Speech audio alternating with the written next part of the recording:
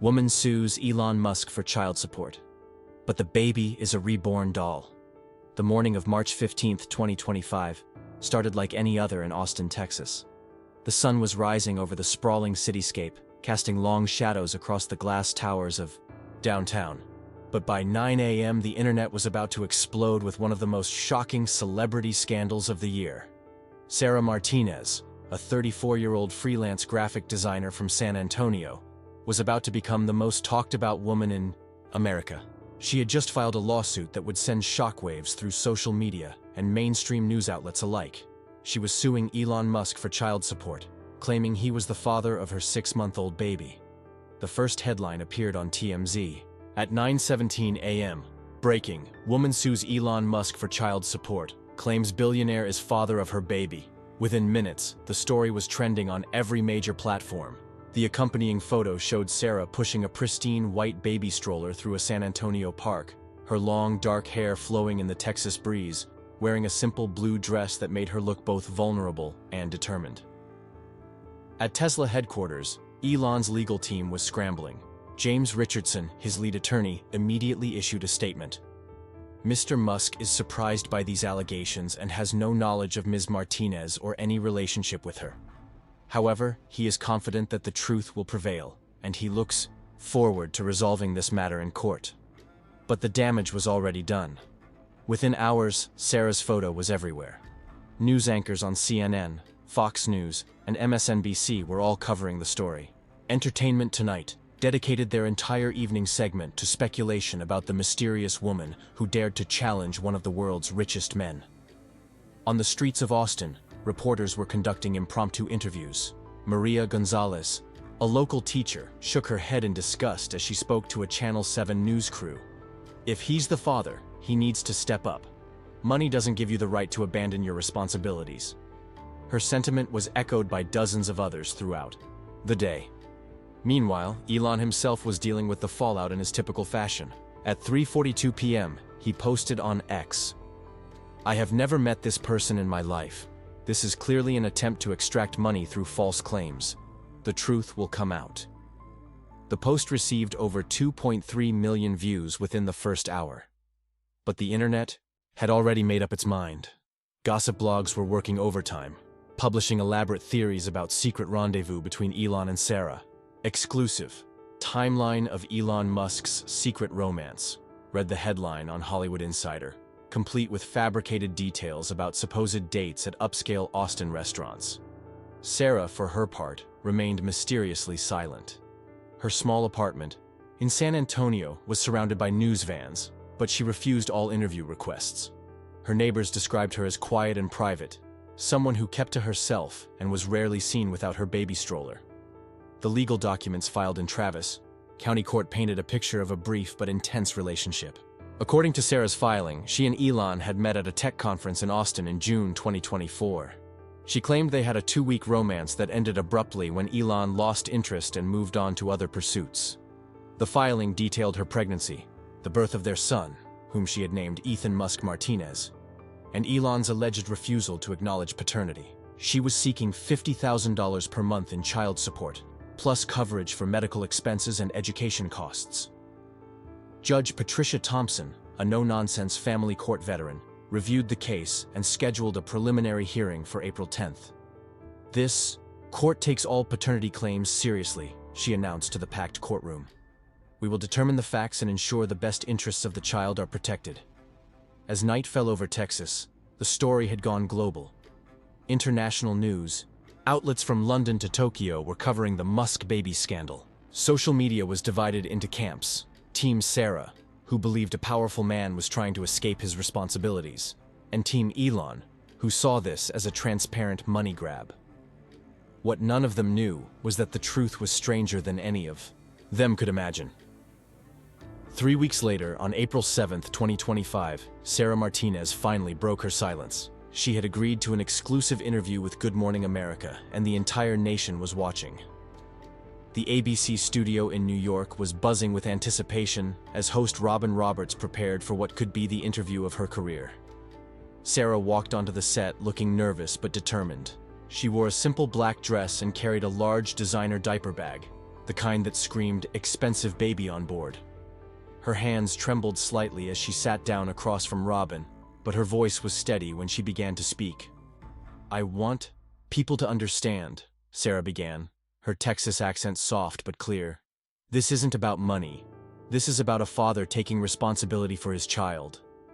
Robin leaned forward, her expression sympathetic. "Sarah, you've been silent for weeks while the media speculated about your relationship with Elon Musk. Tell us your side of the story." Sarah took a deep breath. "I met Elon at the South by Southwest Interactive Conference in Austin last June. I was there showcasing some design work for tech startups. He was giving a keynote speech about the future of artificial intelligence." Her eyes seemed to glisten with the memory. "After his talk, there was a VIP reception. I honestly didn't expect him to notice me. I'm just a freelance designer from San Antonio, but he came up to me and started asking about my work." The studio audience was completely silent, hanging on every word. "We talked for hours that night," Sarah continued. "He was so different from his public persona, quieter, more thoughtful. We discussed art, technology, even philosophy. When the event ended, he asked if I wanted to continue the conversation over dinner." Robin nodded encouragingly. "And that led to a relationship?" "For 2 weeks, yes." Sarah's voice grew quieter. "It was intense. He would fly me to different cities where he was working. We went to SpaceX facilities, Tesla factories. He showed me this whole world I never knew existed. I thought we had something real." At this point, Sarah reached into her diaper bag and pulled out a tablet. "I brought some photos," she said, swiping through images. The camera zoomed in to show pictures of Sarah at what appeared to be high-tech facilities, though Elon wasn't visible in any of them. "What happened?" Robin asked gently. Sarah's composure began to crack. "One day, he just stopped calling, stopped texting. When I tried to reach him, I found out he had blocked my number. 2 weeks later, I discovered I was pregnant." The audience gasped audibly. Several women in the front row were visibly emotional. "I tried everything to contact him," Sarah continued, tears now flowing freely. "I reached out through Tesla's official channels, through mutual acquaintances, even through social media. Nothing. It was like I didn't exist." Robin handed her a tissue. "And when was your son born?" "September 18th, 2024, Sarah said, her voice breaking. "The most beautiful baby boy you've ever seen." She swiped to another photo on her tablet. A baby wrapped in a soft blue blanket, his tiny face peaceful in sleep. The camera captured every detail: the perfect little nose, the delicate eyelashes, the tiny fingers curled into fists. The studio erupted in soft awes from the audience. Even the usually composed Robin Roberts seemed moved. "He's absolutely beautiful, Sarah." "I named him Ethan," Sarah said, her voice filled with maternal pride. "Ethan Musk Martinez. I wanted him to have his father's name, even if his father didn't want him." The interview continued for another 20 minutes. Sarah's lawyer, David Chen, appeared via satellite from San Antonio to discuss the legal aspects of the case. He presented what he claimed was Ethan's birth certificate, clearly showing Ethan Musk Martinez as the child's name and listing Elon Musk as the father. "We're not asking for anything unreasonable," Chen explained. "Mr. Musk is worth hundreds of billions of dollars. We're simply asking for him to support his son financially and, more importantly, to acknowledge his existence." The interview concluded with Sarah making a direct appeal to Elon. Looking straight into the camera, she said, "Elon, if you're watching this, please don't let our son grow up thinking his father didn't want him. He deserves better than that. We both do." The reaction was immediate and overwhelming. The ABC website crashed within minutes of the interview ending due to traffic. Team Sarah began trending worldwide, with millions of people expressing support for the young mother. Celebrities weighed in. Actress Jennifer Lawrence tweeted, "Every child deserves to know their father. Do the right thing, Elon Musk." But there were skeptics too. Tech journalist Mark Sullivan published a scathing article titled, "The Elon Musk Paternity Claim, Too Convenient to be True," pointing out inconsistencies in Sarah's timeline and questioning why she had waited so long to come forward. Elon himself remained silent for most of the day. Then, at 11:47 p.m., he posted a single tweet. "DNA doesn't lie. Let's see the test results." The interview had achieved its goal. The entire world was now invested in the story of Sarah Martinez and her baby Ethan. But as compelling as her story was, some people were beginning to ask uncomfortable questions. And in the shadows, private investigators were already digging into Sarah's past, uncovering secrets that would soon turn this custody battle into something much more bizarre. Detective Patricia "Pat" Morrison had seen it all in her 25 years as a private investigator in Austin. Corporate espionage, cheating spouses, insurance fraud. She thought she'd handled every type of case imaginable. But when Elon Musk's legal team contacted her firm on April 8, 2025, she found herself diving into one of the strangest investigations of her career.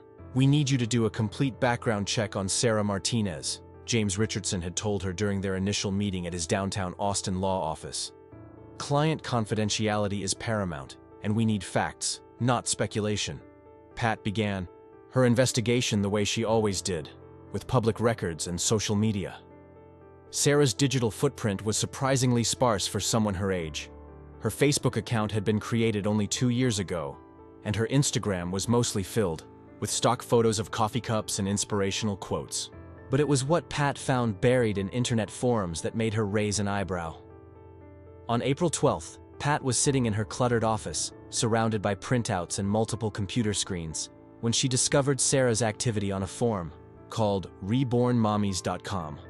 The posts dated back 3 years, and they painted a very different picture of Sarah Martinez.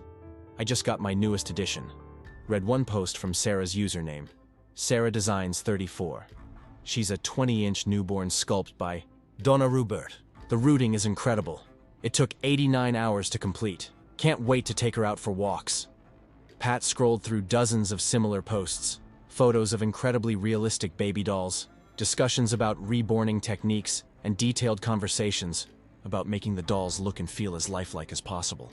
The forum members referred to the dolls as their babies, and themselves as reborn moms.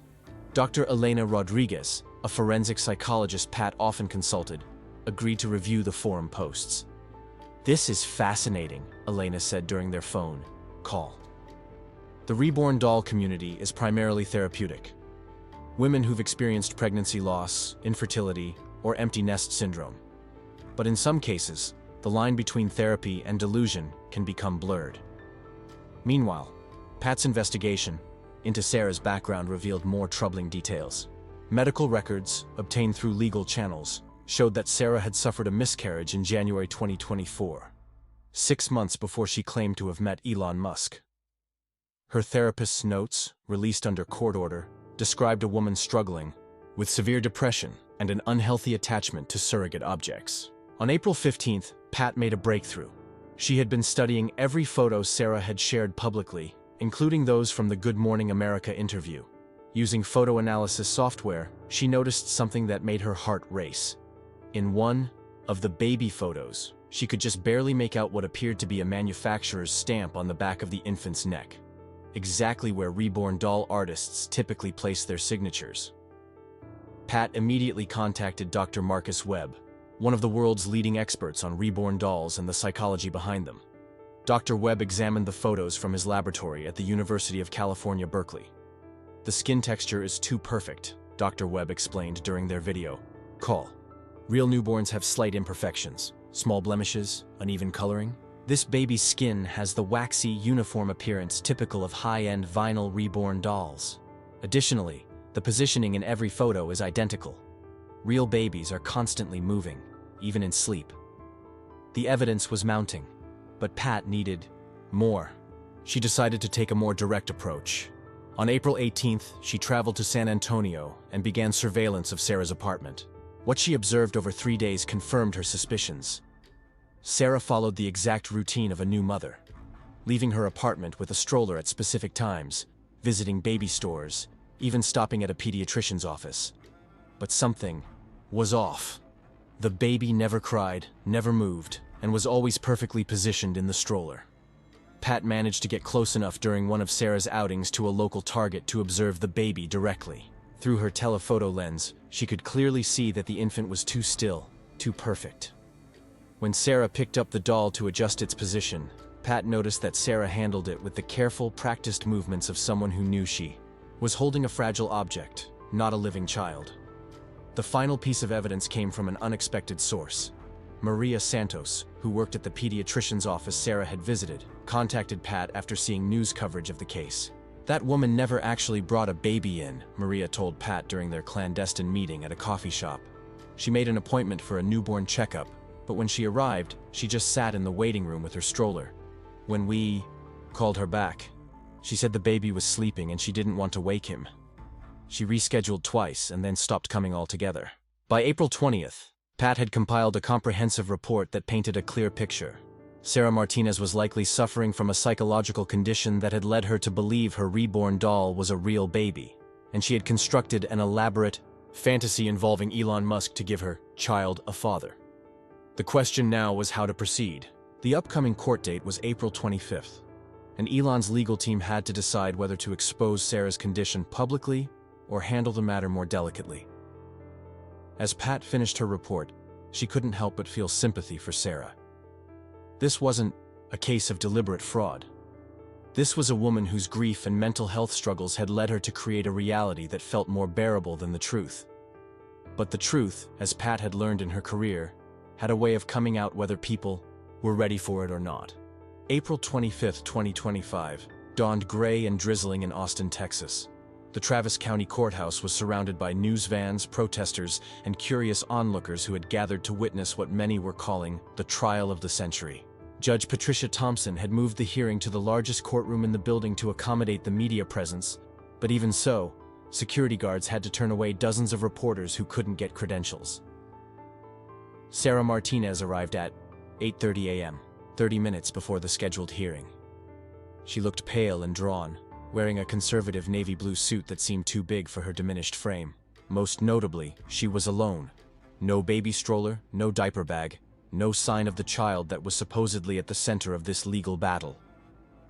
Elon Musk entered through a side door at 8:45 a.m., flanked by his legal team. He appeared calm but tense, occasionally checking his phone and whispering to his lead attorney, James Richardson. The contrast between the billionaire's confident demeanor and Sarah's obvious distress was stark. Judge Thompson called the court to order at 9 a.m. sharp. "We are here today for the preliminary hearing in the matter of Martinez versus Musk, regarding paternity and child support claims. Before we proceed with any testimony, I have a simple question for the plaintiff. Where is the child in question?" Sarah's attorney, David Chen, stood up nervously. "Your Honor, my client has the child in a secure location to protect him from the media circus surrounding this case." Judge Thompson's expression hardened. "Mr. Chen, this court ordered that the child be present today for potential DNA testing. I don't see a child anywhere in this courtroom." Sarah began to fidget in her seat, her hands trembling visibly. In the gallery, reporters leaned forward, sensing that something significant was about to happen. "Your Honor," Sarah said, her voice barely above a whisper. I can explain." Judge Thompson fixed her with a stern look. "Please do, Ms. Martinez. This court is waiting for an explanation." For nearly a minute, Sarah said nothing. The courtroom was so quiet that the sound of rain against the windows seemed deafening. Finally, tears began streaming down her face. "Need to tell the truth," she said, her voice breaking. "The baby, Ethan, he's not real." The courtroom erupted. Reporters jumped to their feet. Photographers' cameras began clicking rapidly, and the judge had to bang her gavel repeatedly to restore order. "What do you mean, not real, Ms. Martinez?" Judge Thompson asked once the room had quieted. Sarah looked directly at Elon for the first time since entering the courtroom. "He's a reborn doll, a very realistic baby doll.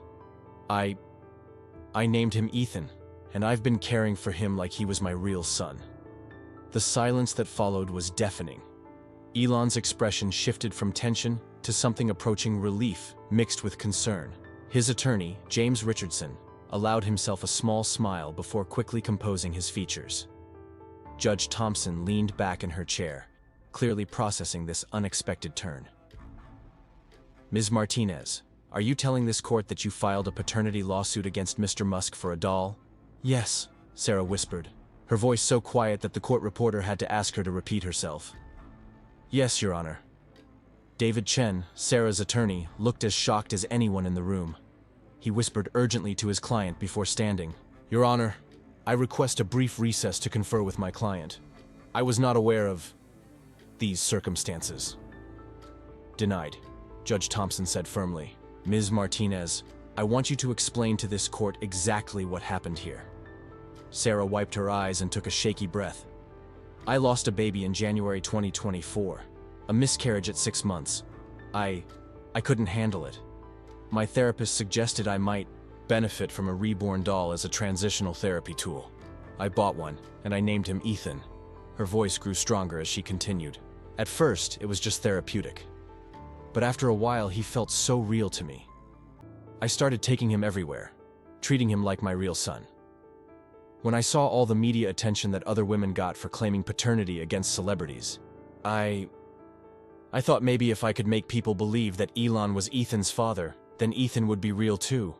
If the whole world believed it, maybe I could believe it. The courtroom was completely silent now. Even the most hardened reporters seemed moved by Sarah's obvious pain and confusion. Judge Thompson's voice was gentler when she spoke again. Ms. Martinez, have you been receiving professional help for your grief? I was, Sarah said. But I stopped going to therapy 6 months ago.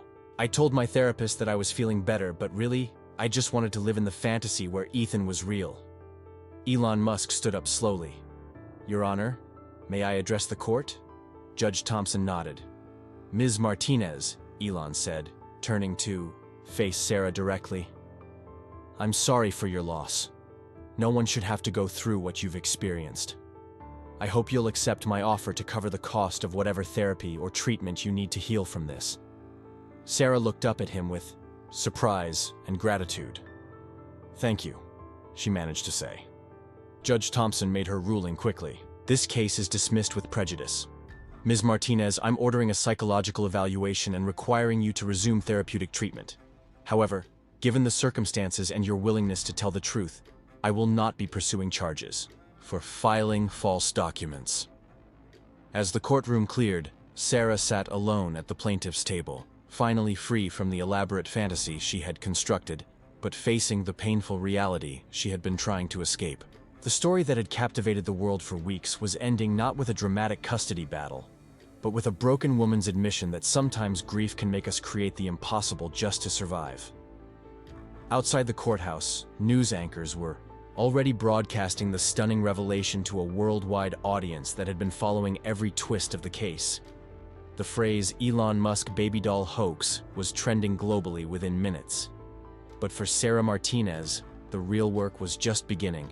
The long, difficult process of healing from a loss that no amount of fantasy could ever truly replace. In the weeks following the courthouse revelation, the story of Sarah Martinez and her reborn doll became more than just a celebrity scandal. It evolved into a global conversation about mental health, grief, and the blurred lines between therapy and delusion in the digital age. On April 26th, just one day after the court hearing, Elon Musk posted a thoughtful message on X that surprised many with its compassion. Mental health struggles are real and painful. Sarah Martinez deserves support, not ridicule. I've donated $1 million to the National Alliance on Mental Illness to help others who are struggling with grief and loss. Sometimes the bravest thing you can do is ask for help. The post received over 15 million views and sparked a wave of similar donations from other celebrities and ordinary citizens alike. But it also opened the floodgates for a much larger discussion about the reborn doll phenomenon that most people had never heard of before. Dr. Elena Rodriguez, the forensic psychologist who had consulted on the case, found herself fielding interview requests from around the world. On CNN's Anderson Cooper 360, she explained the therapeutic purpose behind reborn dolls. For many women, reborn dolls serve as a healthy coping mechanism, Dr. Rodriguez said. They can help process grief from pregnancy loss, infant death, or infertility. The problem arises when the therapeutic tool becomes a replacement for reality, rather than a bridge back to it. The reborn doll community itself was thrust into an uncomfortable spotlight. Forums that had operated quietly for years suddenly found themselves invaded by curious outsiders and harsh critics. Some members felt defensive about their hobby and therapeutic practice, while others worried that Sarah's case would stigmatize something that had brought them genuine comfort. Linda Morrison, a 52-year-old nurse from Ohio who had been collecting reborn dolls for 5 years after losing twins, spoke to the New York Times. "Sarah's story breaks my heart because I understand the pain that drove her to that place. But most of us who love reborn dolls aren't delusional. We know they're dolls. They just help us feel less alone with our grief." However, the case also exposed a darker side of the reborn community. Investigative journalists discovered online groups where some members had crossed similar lines to Sarah's, creating false social media profiles for their dolls, taking them to public places and presenting them as real babies, and in some cases, attempting to use them to fraudulently claim government benefits. The legal implications rippled across the country. Family courts began implementing new protocols for paternity cases, requiring in-person verification of children before proceeding with hearings. Several states introduced legislation specifically addressing the use of dolls or other objects in fraudulent legal claims. But perhaps the most significant impact was on the conversation about women's mental health and society's treatment of pregnancy loss. Sarah's story resonated with thousands of women who had experienced similar traumas but hadn't received adequate support. Dr. Patricia Morrison, no relation to the detective, from Johns Hopkins Hospital appeared on The Today Show to discuss the broader implications. Sarah's case highlights how inadequately we support women through pregnancy loss. When someone loses a baby, society often expects them to move on quickly. We don't provide enough resources for processing this kind of grief, and that can lead to exactly the kind of situation we saw here. The entertainment industry quickly took notice. Netflix announced plans for a documentary series titled The Reborn Phenomenon: Between Healing and Delusion, while several production companies began developing dramatized versions of Sarah's story. Late-night comedians initially tried to mine the situation for humor, but quickly found that audiences weren't laughing. Jimmy Kimmel addressed this on his show. "I started to write jokes about this story, but then I realized there's nothing funny about a woman's pain. Sometimes comedy has to step aside and let empathy take the stage." Social media became a battleground of opinions. The hashtags #SplockernTeamSarah and The Reborn Truth trended for weeks, with supporters arguing that Sarah was a victim of inadequate mental health care, and critics maintaining that her actions were manipulative and harmful to real fathers fighting custody battles.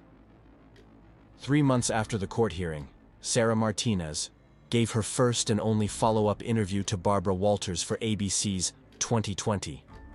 Appearing healthier and more composed after intensive therapy, she offered a final perspective on her actions. "I want people to understand that I wasn't trying to hurt anyone," Sarah said. "I was drowning in grief, and I created a life preserver that happened to involve other people.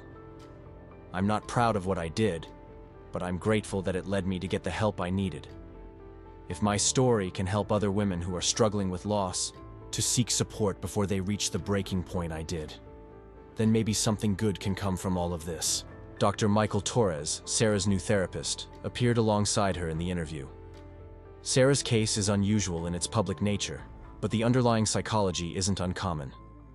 Grief can manifest in many ways, and sometimes people create alternate realities to cope with losses that feel unbearable. The key is recognizing when coping mechanisms become maladaptive and getting professional help.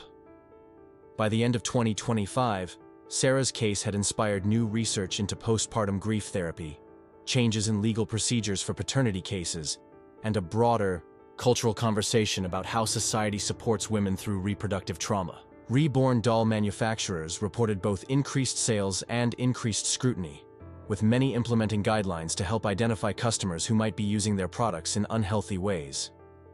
Elon Musk, for his part, rarely spoke about the case again, but his donation to mental health causes inspired a trend among celebrities to be more open about their own struggles and to support others who were facing similar challenges. The story that began as a seemingly straightforward paternity case had evolved into something much more complex. A mirror reflecting society's assumptions about motherhood, grief, wealth, and the lengths to which people will go to create meaning from loss. In the end, Sarah Martinez's elaborate fiction revealed some uncomfortable truths about the very real gaps in how we care for those who are suffering. As 2025 drew to a close, Sarah was doing well in her recovery, working part-time as a graphic designer again, and volunteering with a support group for women who had experienced pregnancy loss. Her reborn doll, Ethan, had been retired to a closet, replaced by healthier coping mechanisms and real human connections. The world had moved on to other scandals and stories, but the questions raised by the Elon Musk baby doll case continued to resonate. How do we distinguish between healthy coping and harmful delusion? What responsibility does society have to support those who are grieving? And in an age of social media and celebrity culture, how easily can fiction become accepted as fact? These questions would outlast any trending hashtag, remaining relevant long after the last news van had left the courthouse in Austin, Texas.